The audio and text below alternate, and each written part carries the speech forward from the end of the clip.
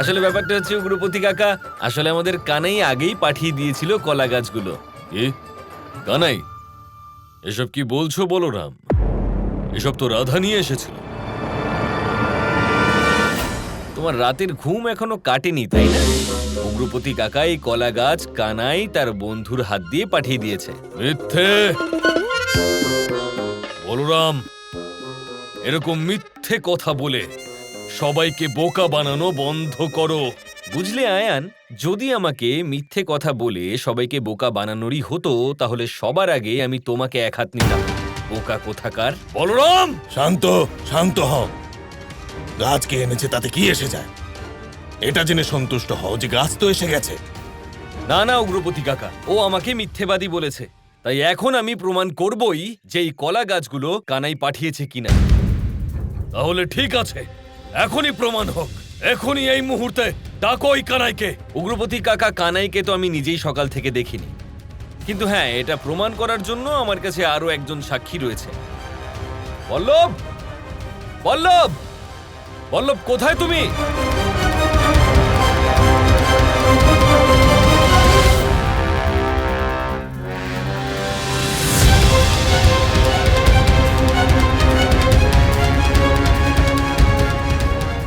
এই ব্যক্তি? হ্যাঁ, কে ও? ও কানাইয়ের বন্ধু বল্লভ। বল্লভ, একটু বলো তো ওনাকে যে এই কলা গাছগুলো তোমার হাতে কে পাঠিয়েছে? ওটা আমি এনেছি, কৃষ্ণের কথা মতো। শুনতে পেয়েছো? প্রমাণিত হয়েছে? সন্তুষ্ট নাকি এখনো ঘুমোচ্ছ? এবার চুপ করেই থেকো, যারা কাজ করবে তাদের করতে দাও। আর তুমি কোথায় ছিলে তুমি ভাই? তোমাকে কত খুঁজলাম আমি।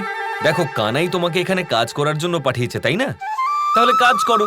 এইভাবে যখন খুশি যেখানে খুশি চলে যেও না। চলো এসো, কলা গাছটা রাখতে হবে। এই সব ইচ্ছে করে করা হয়েছে যাতে আমি কোনো না কোনো গন্ডগোল করে ফেলি। সত্যি জটিলা কাকি, মেনে গেলাম আপনাকে।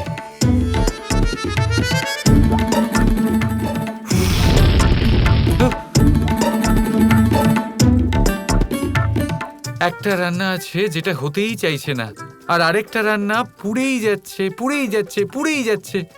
হে নারায়ণ, এই সমস্যার কোনো সমাধান আছে? বলুন, কিছু তো সাহায্য করুন। দেখো তো কিরকম বসে বসে সময় কাটিয়ে দিচ্ছে। না না, সেরকম কিছু নয়। লুচি হয়ে গেছে? লুচি?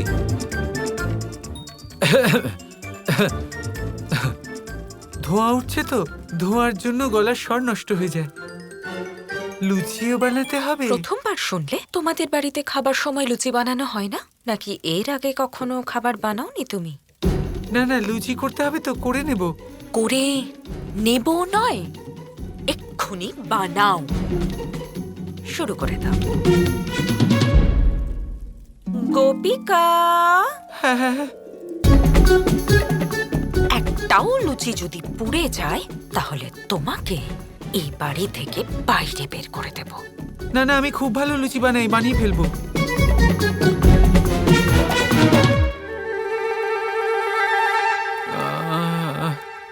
এবার লুচিও বানাতে হবে।